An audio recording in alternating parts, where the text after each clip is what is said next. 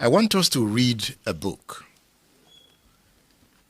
This book is entitled Bisi Akande, My Participation. Bisi Akande, My Participation. You see this book? Bisi Akande at some point became the deputy governor of Oyo State under Bola Ige. He would later become the governor of Oyo State. In his autobiography, he wrote a lot on Ige. Chapter 25 of the book is titled Death of Bola Ige. It's a book I would like you to have. I want to read from chapter 25. Bisi Akande says, on the evening of December 23rd, 2001, I returned from a trip to the United Kingdom. I was met at the Murtala International Airport by a team of top officials from Oyo State, including my Attorney General, Dr. Yemi Adedeji, and Shola Akinwumi, the SSG. I drove in my car with Akinwumi and we headed for Osogbo. We took the old road from Ibadan, passing Iwo to Osogbo. We had passed Iwo and getting close to Osogbo when Akinwumi's phone rang. Muyiwa Ige was on the other end. Akinwumi was just shouting, "Ah, ah, ah." Then the line went off. Uncle Bola has been killed, Akinwumi announced flatly when he finally gathered himself. I was shocked. I did not know what to do. For the second time in my life, I had suddenly become an orphan again. I'm reading from Chief Bisi Akande's book entitled My Participation. Akande continues, Ige was more than a political mentor to me. He was my uncle, my friend, my confidant. His loyalty was total and his love was deep and profound. For me, he was irreplaceable. When we arrived at the government house, I gathered my entourage together and broke the tragic news to them.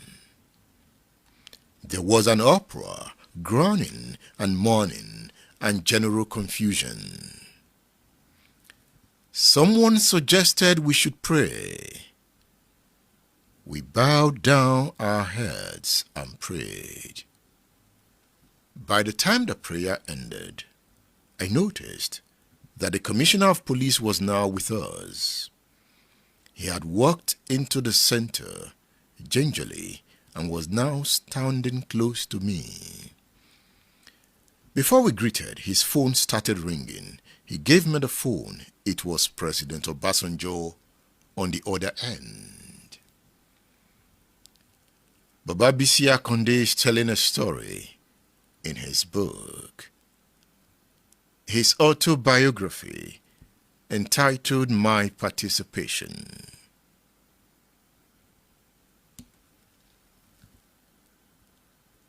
He is quoting the president. Now, you see the lapses in your security?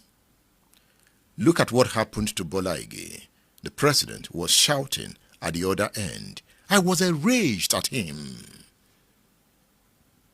You must be out of your mind, Mr. President. How can you say lapses in my security when Bola Ige was killed in Ibadan? I rule in Oyo State. I'm not the governor of Oyo State. When his cap was removed at the Ife Palace during your wife's chieftaincy ceremony, what did you do about it? You can see the argument between Bisi Akande and Olusegun Obasanjo on the phone. You see the importance of reading the stories of men, men of time, men involved in the events, some sad events, some progressive events. Are you with me as I read from Chief Bisi Akande's book? Chief Lekan Alabi is the guest on the show.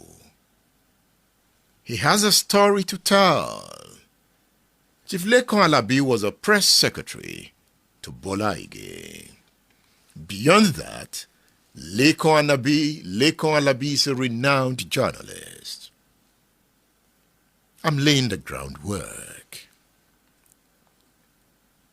Are you with the radio, man? It is the story of pain. It is the story of wisdom. And it's the story of progress. It's the story of deep thinking. I'm now on page 350 of the book. So Bisi Akande says, Obasanjo cut the line. I gave the CP back his phone. Everyone was silent, except those who were weeping silently. Few minutes later, Obasanjo called back on my own line. He started sermonizing. You know that Bola Ige too was my friend. What happened was very unfortunate. It occurred to me that what concerned the president more was not to arrest the assassins of his friend, but to prevent social unrest and calm the nerves of the populace. I told Obasanjo we would take all necessary measures to prevent a breakdown of law and order. I sent messages to traditional rulers and other leaders that night so that they would know we were all bereaved. It was an airy night and nobody thought of sleep. By 5 a.m., dawn crept on us and I got the report that armed soldiers were in every major town of Oyo State. That morning, I drove to Ibadan to meet the widow, Justice Atinuke Ige, who stood with her husband throughout his colorful, turbulent, and rewarding public career. She was a formidable woman in her own right, who had risen to become a judge of the Court of Appeal. Few years earlier, they lost their first son in mysterious circumstances. Now, this, she was in shock. I also commiserated with Olufunsho and Muyiwa, Uncle Bola's 2 surviving children. I started the show with their voices. You heard their story of their dad. If you are just joining the broadcast, I'm reading from the book, My Paticipation, an autobiography, written by Bisi Akande, former governor of Oyo State, a Bola Ige's man. The foreword of the book was written by Professor Wole Soyinka. Let's read more. Don't forget, State Affairs is a class of history, politics, and power. And books are crucial to what we do here. So if you are interested in getting a copy of the book I'm reading, you can order a copy from the WhatsApp numbers pinned to this broadcast. The numbers are pinned to this broadcast. You can also go on udarabooks.com and get a copy of this book. Bola Ige wrote some books before his death. I will introduce you to those books. This is a comprehensive analysis of the Bola Ige story, and this is just the first of the analysis coming from this studio. More analysis will come. What lessons are we to take away from the rise, from the visionary leadership of Bola Ige? What lessons are we to take from the brutal murder of the Attorney General of the Federation under Olusegun Obasanjo? This book is quite revealing. I might not be able to read all the chapters, so I will advise you to get a copy of the book. He said, now, she was in shock. That is Bola Ige's wife, Atinuke.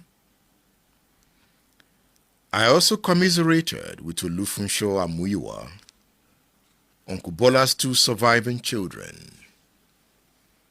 Then I went to Governor Lam Adesina's official residence at Agodi. We discussed the events of the last 24 hours of Chief Ige's life. He had arrived from Abuja in the morning and headed for his brother's house in Lagos. Uncle George Ige was a retired federal permanent secretary. He was ill, and his junior brother insisted that he must go to the hospital, and he accompanied him back to Ibadan. So Bola Ige left his brother in the hospital and headed home. As was his custom, Ige was preparing to spend the Christmas with his people in Esaoke, where he held the traditional title of Asiwaju leader. He would normally hold a feast on Boxing Day, December 26, and all of us, his friends, would join him to celebrate. That day would be an open house, and all members of the Esaoke community would troop to Ige's expansive compound. So by the time Ige entered Ibadan, preparation for Christmas at Esaoke was in top gear. Most of his personal staff, especially those in the kitchen, had moved to Esaoke to await his arrival. Instead of going to Esaoke, Uncle Bola decided to spend the night in Ibadan. He went to his junior brother, Sadele Ige, to have a dinner and then retired home. Are you following this story? Funsho Adegbola and Muyiwa Ige had told me a story of how their dad was assassinated that day. I will be releasing that podcast soon. And if you heard this story, you would have a deeper analysis of the quest for power. What has politics become? But in this book, Bisi Akande is telling his own story. Muyiwa Ige was there when the assassins came in. So Muyiwa Ige was an eyewitness. you will hear his story someday. And I look forward to bringing Bola Ige and Funsho Adegbola to this studio to broaden the narrative that they gave at some point. Let's read on. Bisi Akande says, as soon as Bola Ige got home, his security details and personal staff, learning that they would not be traveling to Esauke again, went out to look for dinner at a nearby restaurant as soon as they dropped their balls. Shortly after they left, some gunmen invaded Ige's residence. The house was at the end of the street. Behind it was a swamp of undeveloped bush, which terminated in a dead end. They overpowered the only gate man who had been working with Uncle Bola before he took up the ministerial appointment with Obasanjo and marched him upstairs. All the doors were opened, and they soon accosted their quarrel in his bedroom. There they shot him and fled. His wife, who was with him, was locked up in the toilet. Muyiwa came in shortly and discovered the horror.